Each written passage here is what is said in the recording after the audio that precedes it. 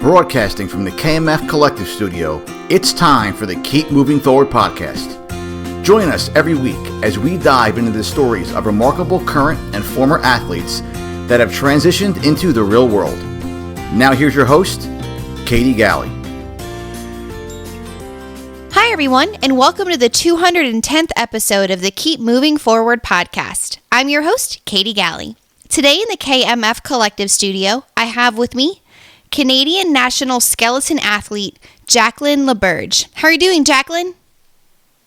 I'm great, Katie. Thanks for interviewing me today. Absolutely. I'm super excited to dive into your story and learn about you. It's really cool. I think you're the first skeleton athlete I've ever interviewed, so I'm really excited to learn about you, the sport, and kind of how you found yourself as a competitor there.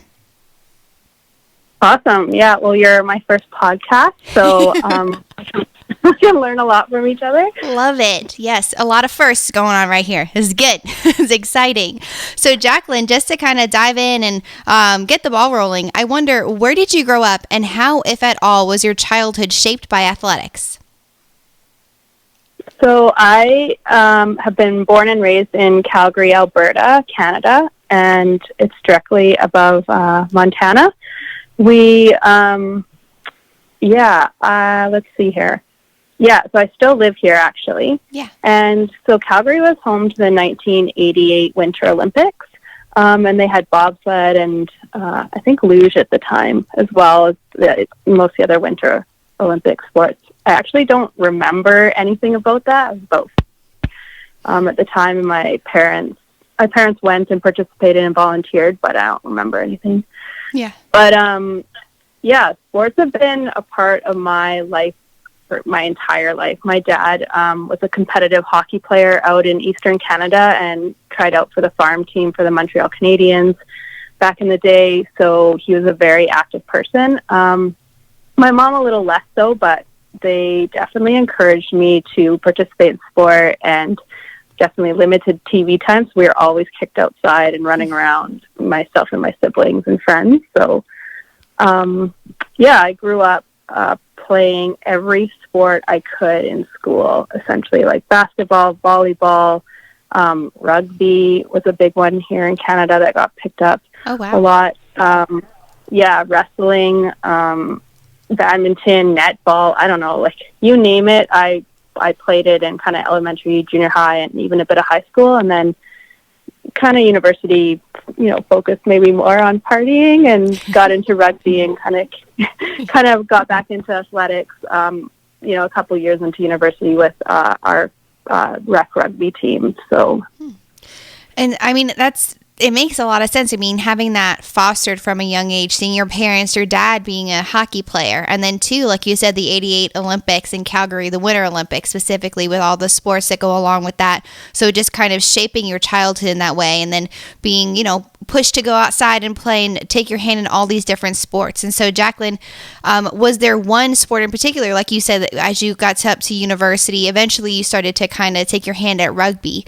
But when you were younger, leading up to that time in your life, was there a sport that really kind of shaped you, that you really focused in on most, or was it really just you played any and every sport all the way up until you went to university? I don't remember being like obsessed with one sport. It was just I just loved to play and be active, and kind of whatever my friends were doing, or I had a lot of guy friends, so they obviously played a lot of sports too, so kind of whatever they were doing, I tagged along and did, but there was no, like a lot of just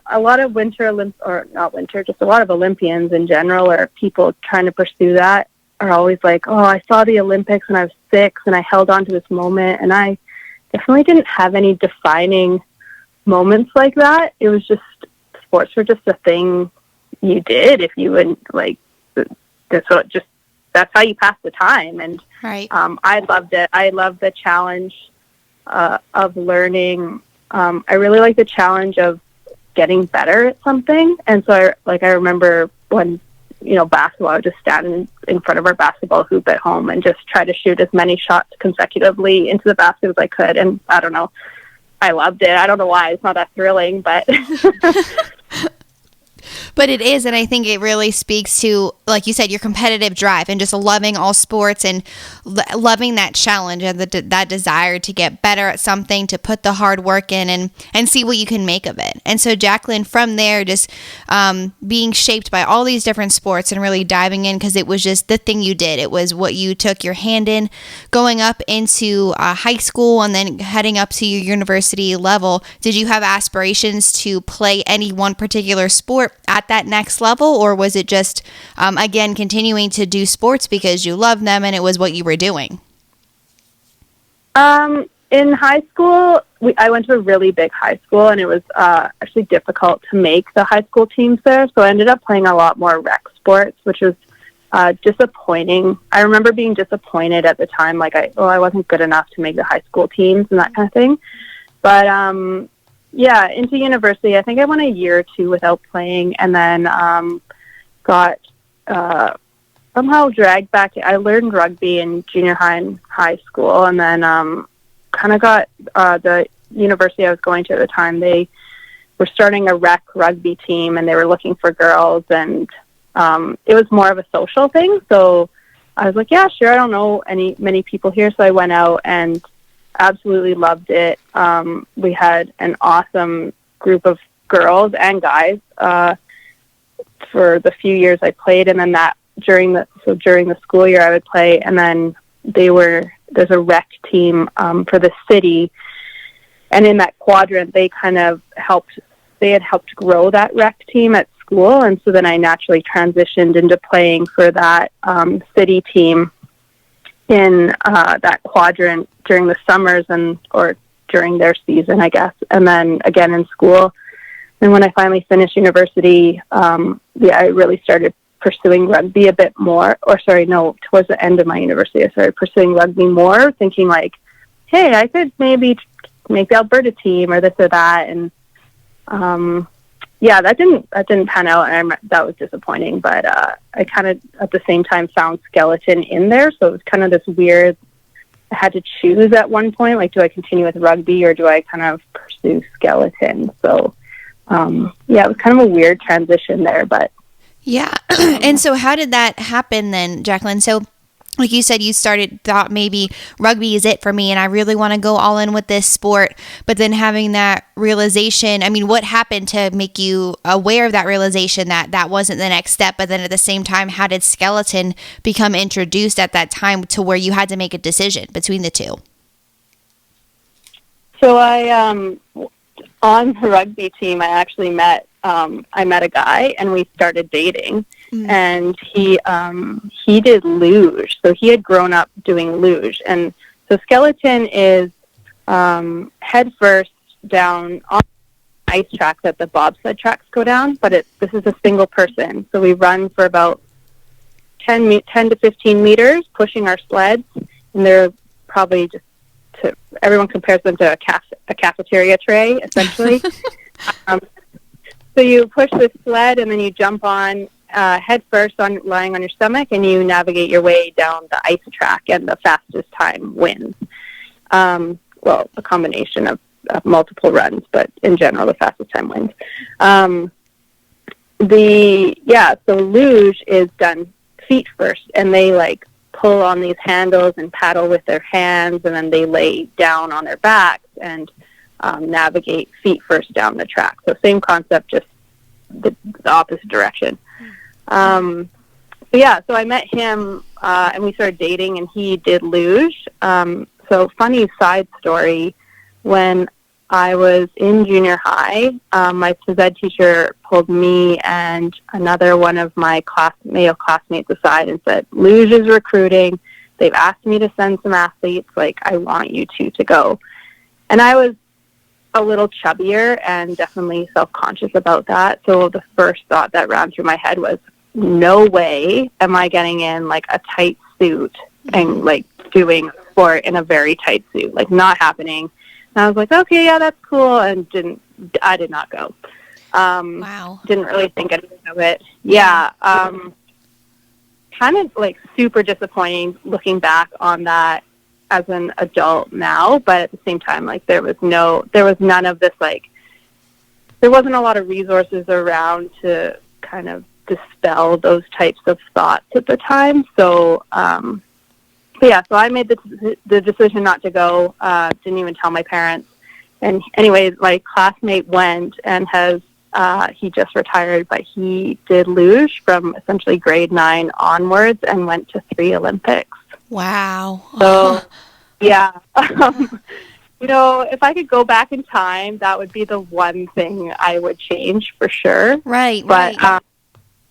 Yeah. So, but yeah, anyway, I ended up back at the track, like at the skeleton track anyway, because about 10 years later, I met my a guy, my boyfriend at the time.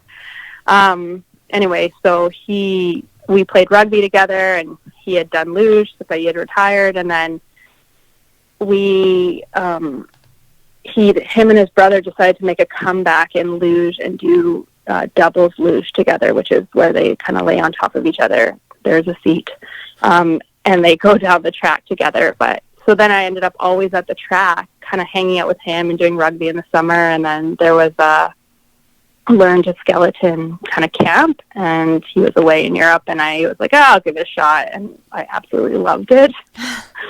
So I kept with it. It ended up being pretty good. So I've just kind of stuck with it. Yeah. Just kind of fell into it, and then eventually I had to choose, like, do I like rugby more, or do I want to put more effort into, pursuing a competitive side in skeleton. So yeah, absolutely. To your point too, it's easy to look back and think, man, I 10 years ago, however long ago, I should have really pursued that and gone down the luge track. But I think there is definitely truth to believing that things happen for a reason, and the fact that now you were able to discover the sport of skeleton and just completely fall in love with it to the point where you chose it over rugby and went down this incredible path that you went down. And then two, just from what you described skeleton as being and having, if you've watched it, seeing it on the Olympics, seeing the way that you run, like you said, with that cafeteria tray going headfirst down this sheet of ice, but then too, playing rugby, an incredibly contact sport, and just having that fear factor doesn't seem to, you kind of have to feel like suppress that, or it kind of has to not be there in order for you to pursue a sport like that. So was there ever that first time you tried skeleton, were you ever afraid? Was there ever a thought of, man, this is crazy, I don't want to do it? Or is it from the first run you were just all in, you loved it, and that was that? I was really, really nervous before, like, you're sitting in this what they call a start house. It's like an indoor change room. Mm-hmm. And so during this camp, like, they walk you up the track and they show you the corners, and they're telling you things you're not really, like, not fully understanding, but pretty much the instructions, because you start lower down on the track, and eventually after a few days you're at the top, and you get to go from the top. So they kind of ease you into it, but the first day you're going from about middle of the track, and you don't really have any idea of what to expect. And I remember being really nervous, and like walking, like it's my turn next, and I was like, oh my God. And then I got on the sled, and it was like, it all disappeared. I remember I loved it from the first corner. I got super, motion sick. My dad is really motion sick, so it's kind of runs in our family. So yeah, the actual first year I did skeleton, I had to take like an anti-nausea pill before I did it, because I'd get so motion sick. I'd be like sick for hours after, but I loved it so much that I was like, oh, get me back up there. I want to do it again. So man, yeah, it's really weird. I don't know. You just kind of fall into it, but I loved it. So it seems like you either love it or hate it. We had the camp I started in, there was this couple that competed in like dirt biking, and it seemed like extreme dirt biking, and they hated it so much they didn't even come back after the first day. Wow. So it's really weird. Like, it's really weird. It's a really weird sport in that you either click with it or you're kind of like, no, not for me. And it seems like you have to have that specific love of it, because it's like like you said, they were dirt bikers, which in a competitive way or like an extreme way, you would think, oh, okay, well, if they're into extreme sports, then skeleton should be something that they jive with. And then for you, who got such extreme motion sickness that you'd be sick for hours after, but you still were like, no, I'm going to do this. I don't care that I'm getting motion sickness. I'm going to keep doing this sport. Like, yeah, that's a interesting thing to just, you have to you immediately fall in love with it no matter what. You're just gonna go all out with it and do it no matter what. Yeah. It's very strange. Like, we have people that it's such a unique feeling. I don't know where I would ever feel this again. And we still have sliders in their like 60s, and one guy even in his 80s that comes out and does a few runs. Like, it's a sport that sticks with you for sure if you're in it. Man. And so, Jaclyn, I mean, clearly it's stuck with you, and that's awesome to hear that people up into their 80s would still be doing that, and I mean, taking their hand at skeleton. So from that clinic that you did, that camp, and just falling in love with it, dealing with that motion sickness, getting over it, what then, or I guess, what path did this set you on, the trajectory to lead you to where you are today with skeleton? Did you immediately start competing? Did you find local competitions, or how did it work? How did you get your foot in the door to make it to where you are today in the sport? Yeah, so skeleton is kind of a unique sport in that the facility, there's not a lot of facilities. So most of the places that have held a Winter Olympics have the facility, which is the track. So Calgary has one, Whistler, BC has one, the US has two, Germany has 4 tracks, and then like Russia has 2. So there's not a lot, and you're kind of restricted to you have to train at those facilities. So at the time, I lived in Calgary, was kind of at the end of my schooling career and balancing school and that, and there was an opportunity to try out for like the development team that would do some local competitions in Calgary and down into the States. There's about 8 races a year, so not too many.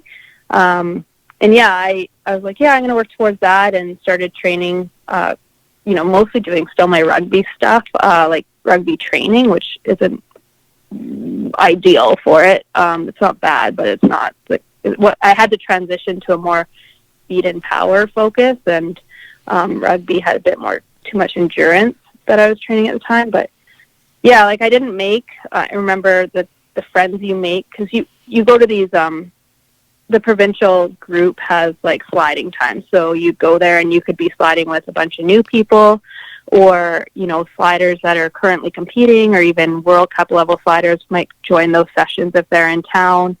So you kind of got to see like all levels and see hear what people were doing, and hear about their races and that kind of thing. So then they had all of us new people were allowed to come and try out if we wanted to make like the development team. And I think I missed it my first year, and you kind of see all your friends go off and hear about how fun racing is, and then just kind of sparked like an even more competitive side, like, no, I'm going to make that team next year. And so that's kind of how I got into it. It was kind of it's a little more strict now, like they've had to change it a bit, how people get into it. There's now like I think the US uses like the word combines, or like tryout camps almost, for physical testing, and then if you kind of make that physical side, then you can potentially qualify to be on this development team. But back in the day when I did it, it was more of an open call, like, who wants to try out? You're like, okay.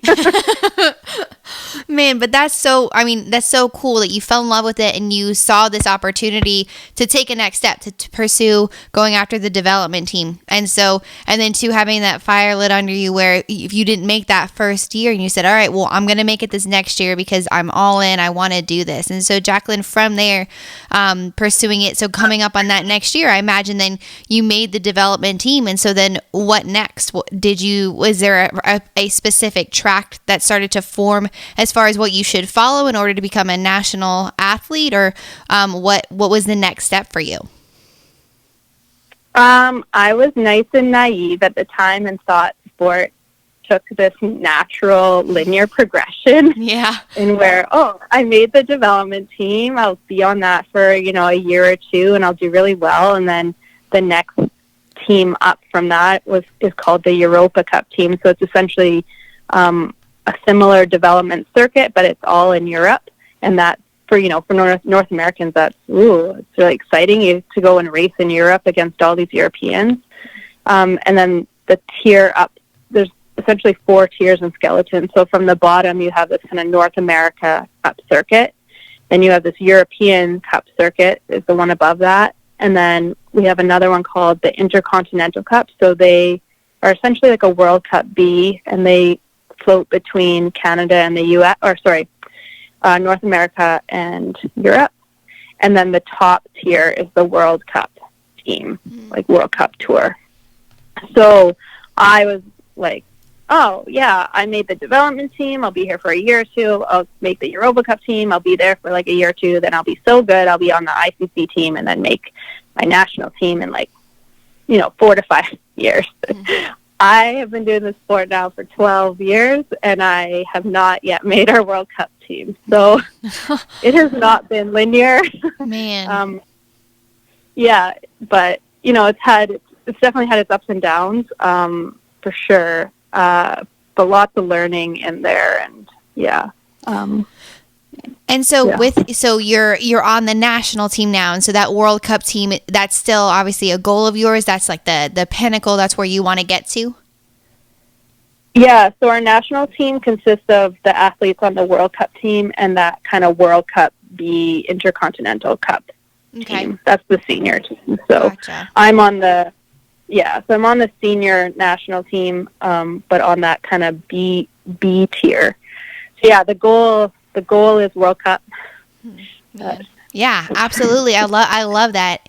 Aim for that. I mean, like you said, you've been working at it for 12 years. So knowing now that this sport is clearly it's not a linear progression. It's not one foot in front of the other, and you're gonna get there. And having that 5-year plan, it's rolling with the punches, walking through those doors of opportunity, and just keep going and never giving up on this dream. And so, Jaclyn, I mean, you're clearly, though, such a skilled athlete that you would be at the national level for this sport. So, and you've been in it for 12 years now in pursuit of that World Cup dream. So how did you end up qualifying or becoming a member of the national team, and what does that entail? What level of events do you get to compete at? Is there like world championships, national championships? So what kind of events do you compete at, and what kind of led you to this point? How did you qualify for this national team? Yeah, so we have how to explain this? So every one of those tiers gets to do 8. Well, they have 8 races a year, so actually not very many. Yeah. It's not a lot, but each race takes about a week, because you have usually 3 days of training where you only get 2 runs per day on the track, and then you have it depends on, and then you would have a race on that 4th day. However, so for the World Cup team, they go to 8 different locations, but for the rest of the circuits, they'll do double races at locations. So you might actually only go to 4 locations, but do 2 races at each location, if that makes sense. So you would do your 3 days of training, then you would have a race day, and then the next day after that, you would have another race day. But anyway, that's kind of the format of the races. So to qualify for the senior team, it's changed throughout the years, but in general right now, the difference between the World Cup team and kind of everyone else is that we have what we call a push standard. So because the beginning of our sport is where you run with your sled and pushing your sled on the ice, that's kind of how you generate the most speed, like all your speed to go down the track. And you want to maintain, essentially the idea is to maintain as much of that as possible, because there's no way to actually really gain more. Like you can only kind of lose it, if that makes sense.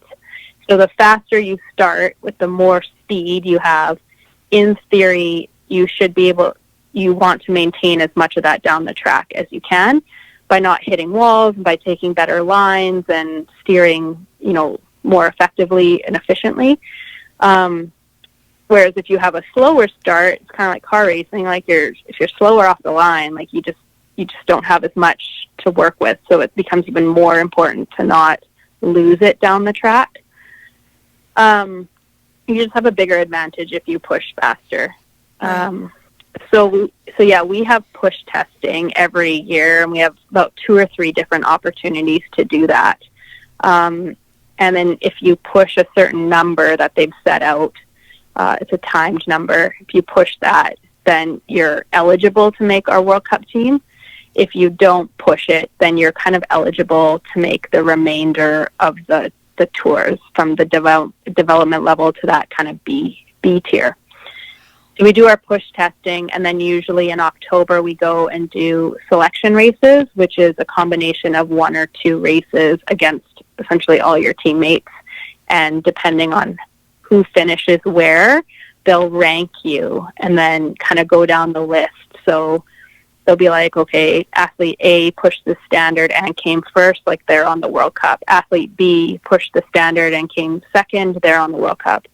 Athlete C didn't push the standard but came third, so we can't put her on the World Cup. Athlete, D pushed the standard and came fourth, we'll put her on the World Cup and move that third athlete down to the B tier. So they kind of jumble you around based off that push standard.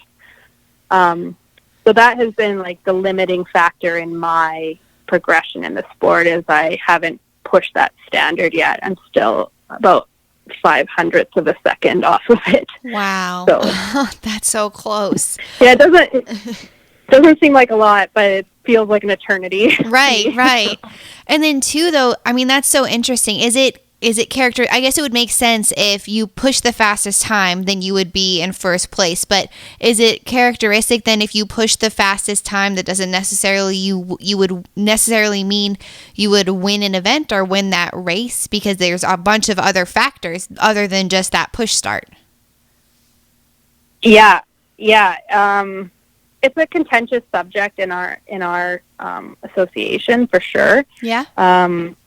Because there's been a lot of instances of people who haven't pushed, who have pushed slower and won races, because essentially like the skeleton kind of comes down to a few key factors: is your push ability, your ability to drive down the track and control that sled, the equipment you're on.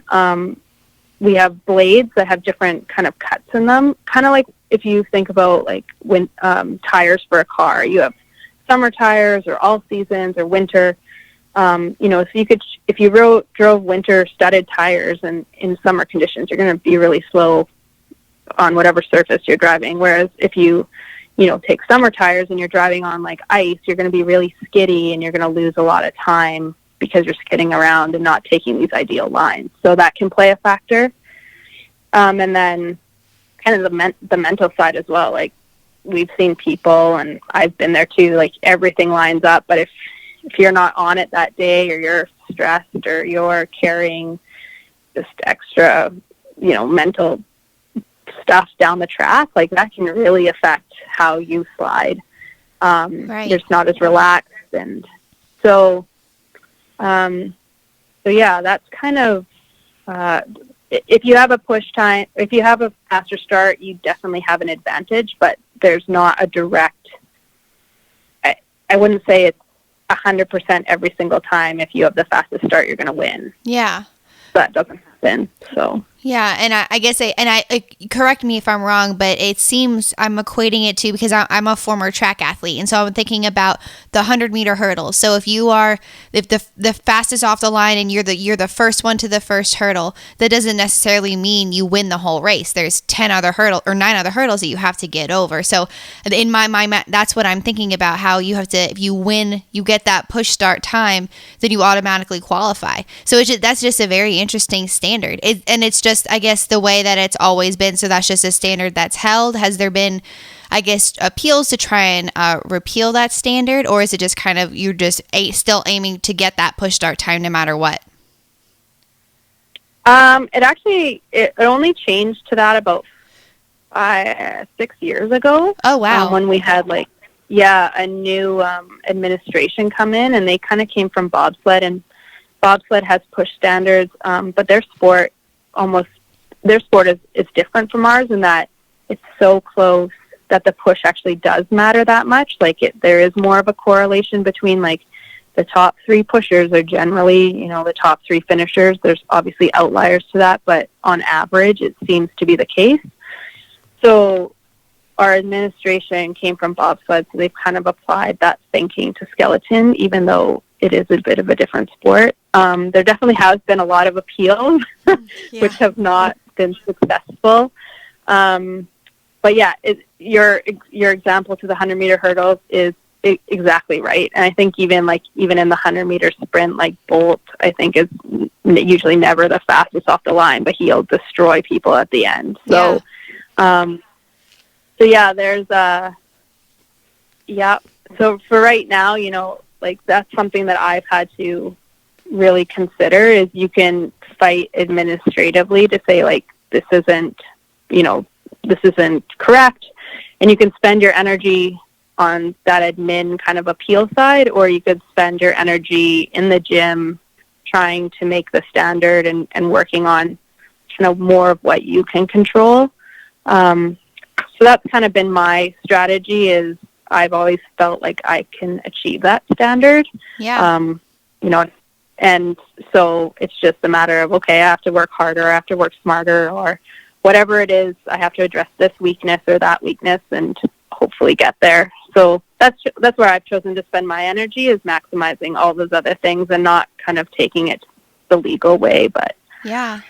Absolutely. And I mean, I love that perspective because you're right. You are in control of only the things that you can control, which is you, yourself, your training, how your nutrition, what the standard is, and that you want to get there. You don't want to fight things. You just want to achieve the goal that you've set out to do. And I love that. So it's you get to choose the perspective that you have. You get to choose that mentality. And so, Jaclyn, in pursuit of that, I mean, from where you've come on your journey and kind of now chasing this standard, do you see, I guess, is there a qualification time or push start time coming up? Or you said there's a couple throughout the year, or is there one that you're specifically training for to try and hit that time? Or is it just any time that it's coming up this year, you're going for it?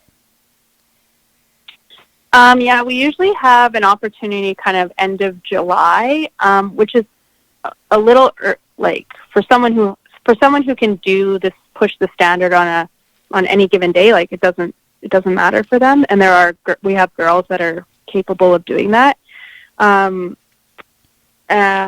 For that's usually a little early for me, but I still try. I just try just where we are in our training. We usually start back up our training in kind of mid-April. So our off-season runs kind of mid-April to October. Okay. And so we kind of, in July, we're just getting into a lot of the speed and power stuff. So we're not fully developed in that aspect for the year yet. But obviously I go into it, I try not to make too many changes to my training because we usually have a push testing in July and then we'll have another one in September or early October. And that one's the one I probably have the best chance of hitting it at. But that being said, you have to take every opportunity to hit it. So in July, it's, we are kind of amending our training a little bit in order to prepare our bodies to give that maximal effort and hopefully achieve it, but we're not straying too far from our training plan to hit that at that time, recognizing we usually have one in September or October. Okay. So, gotcha. Yeah. I mean, it makes sense wanting to peak at the right time. So then it might not coincide best with your training. But like you said, I mean, you want to try it anyway. You want to make the most of every opportunity that you get. And so, Jaclyn, too, is being the national skeleton athlete, is that your full-time job right now, or do you have something going on the side too? No, I wish it was my it is a full-time job. Right. I just don't get paid to do it. Yeah. So we have limited funding in Canada, and not even our entire World Cup team got funded this year. So Wow. we don't have a ton of funding. Yeah, it's pretty bad. But it is what it is. So I actually work 32 hours a week for an oil and gas company here in Calgary. So yeah, it's been really I've actually I started with them probably about a year after I started Skeleton. So it worked out really well in that kind of every group and manager that I've worked for has known about my athletic pursuits and been really supportive of it. So yeah, so that's worked out really well in that I have a good balance of working to help, cover costs for Skeleton. It's not a cheap sport by any means. And then also building a career at the same time. So yeah, it's been really good. That's great. I mean, that you would have, one, this love and this passion to become a professional athlete and be this champion in Skeleton, and then two, to work for a company that supports that vision and supports that dream. So that's really cool that you get to really full on pursue that dream while still being able to support yourself and with a company that is allowing you to let that dream flourish. Yeah, they've been wonderful. So yeah, it's nice to have that flexibility and their support behind that for sure. That's great. And so you said you're coming up on your off season now, or you are in the off season already? You said April to October, right? Yeah, we'll start up in a few weeks. I think we're in a weird transition. I think everything going on in the world right now is kind of it's not the worst time for us to be away from the gym, which we're lucky in that aspect. I really feel for the summer athletes that are, that had their eye on, summer seasons and even the Olympics this year. That's a tough one for them. But for us, we got lucky in the timing. So so kind of just some at-home workouts right now. Stay fit, don't get fat. Yes, I like that hashtag. Stay fit, don't get fat. That's good. Yeah. But yeah, you're right. Again, I love it. You have such a good perspective and outlook on life. So positive, because it's true. You could look at it as, man, this sucks.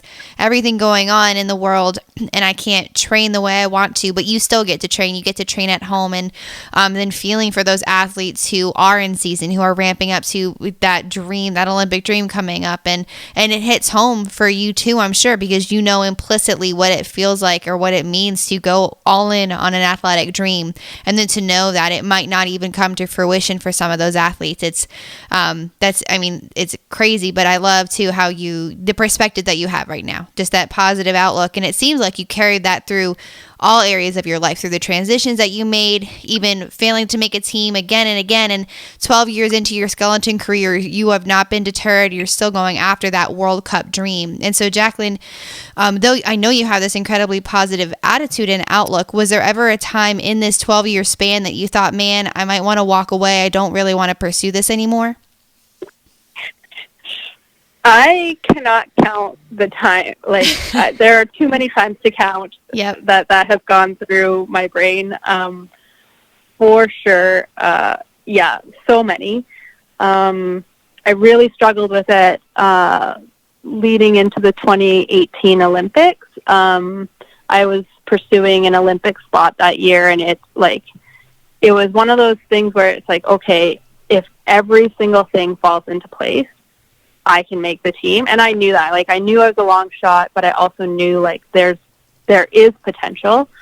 And I think every possible thing that could go wrong happened. And I was I was not in a good place, but I am a person that really I love the challenge of continuing to grow and challenge myself. And that's something that I've had to realize.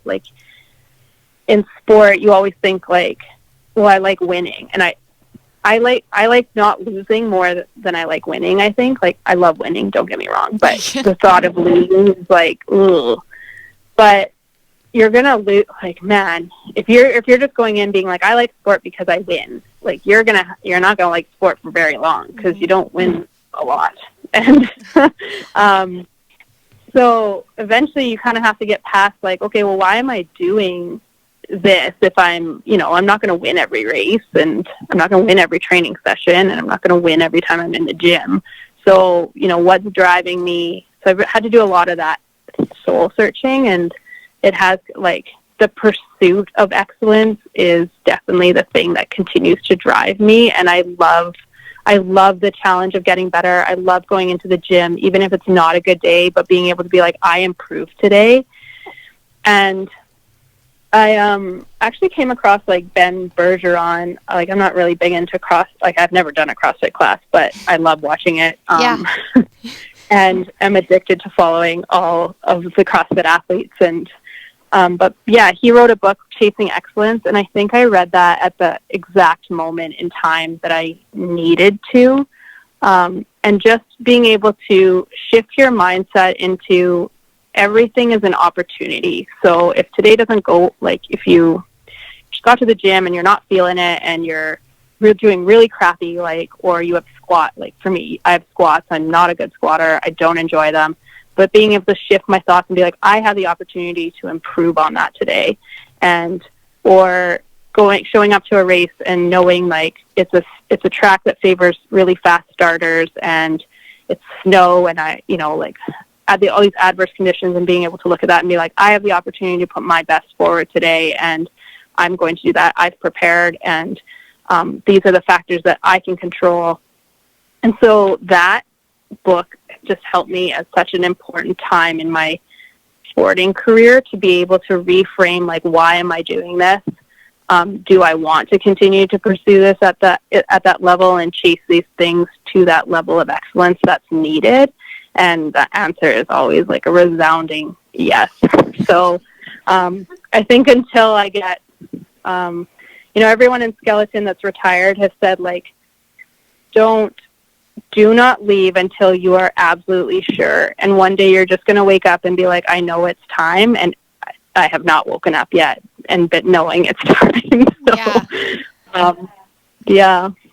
I love that. I mean, that advice that you're given, just, you'll know when it is time. And so if it is in your power, then to not hang up your shoes before that time is up. And two, I love that mentality. I love CrossFit. I'm actually a CrossFit coach, all in about CrossFit.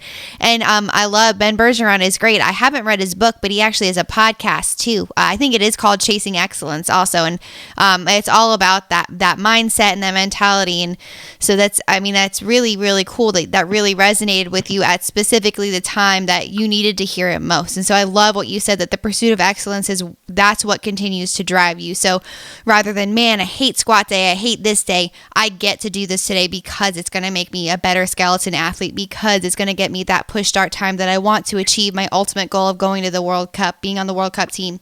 So it's just, I love that perspective. And I think it's so easy to shift that and think about only the negatives or the things you don't like or the things you don't want to do. But it's really just a little bit of a switch. It's a little bit of flipping that switch and thinking, no, I don't have to do this. I get to do this. Totally. Yeah. His podcast is I think echoes a lot of the stuff that's in the book. So if you listen to the podcast, you probably don't need to read the book, but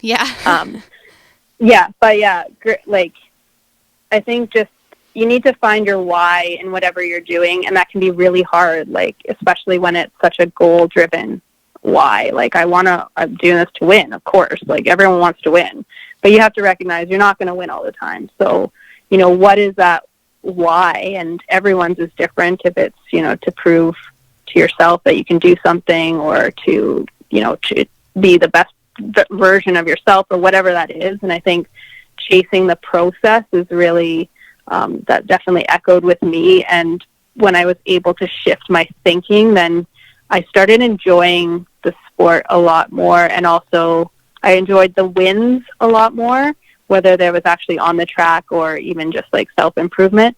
But I enjoyed even the times of when things didn't go well. Like in the past, it would be like I'd be this mental case, crying and so upset and not fun to be around. But now it's like you're able to acknowledge that and be like, I tried my hardest and I tried my best and I have pointed it. So I can walk away knowing that I gave everything and there's nothing to be upset about that. So, yeah, it's really helped me just enjoy the sport actually more, having that mindset.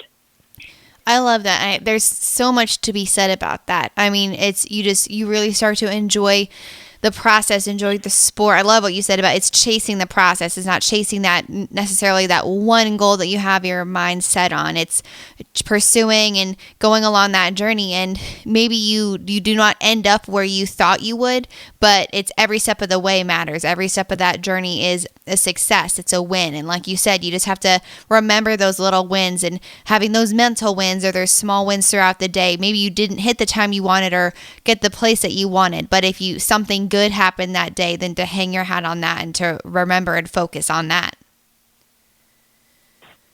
Totally. I think it's such a crossover to it can be extrapolated into regular life too. If you have a kid, I don't have a kid, but this example might be weird, but if you have a kid and your whole goal is to raise it, if that's your end goal, I need to raise this kid to be 18 and an adult. And then you get there and you're like, but did you enjoy the process of raising them to an adult? You have to enjoy those little steps. And there's going to be hard steps along the way. And I'm sure I remember what I did to my parents. And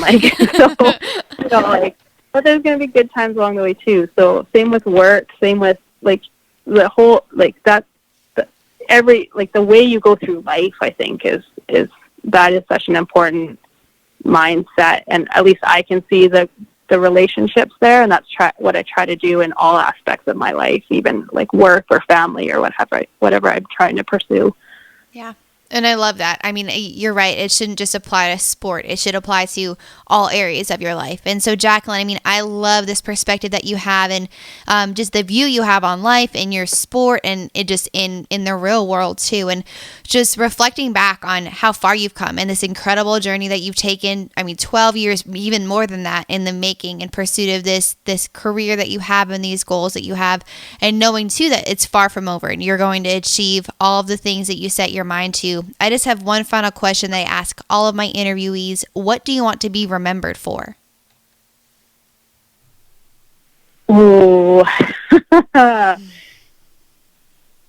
that's a tough one. But, oh man, I wasn't expecting that question. I think I want to be remembered as I want to be remembered for how I made people, the people around me feel. Obviously I'd love to be remembered for my accolades, but in all fairness, I don't even, aside from the very few in our sport, I don't think anyone really will be. That'd be nice to say, but I think, we have new kids coming into our sport in Canada here, and being able to be a part of their development and pass on the knowledge and making sure that, they, in some aspects, have better experiences than we did when we were coming up, just being more included in team environments or having more support from veteran athletes or what have you. So I think I just want to be, remembered in my sport as being the good competitor.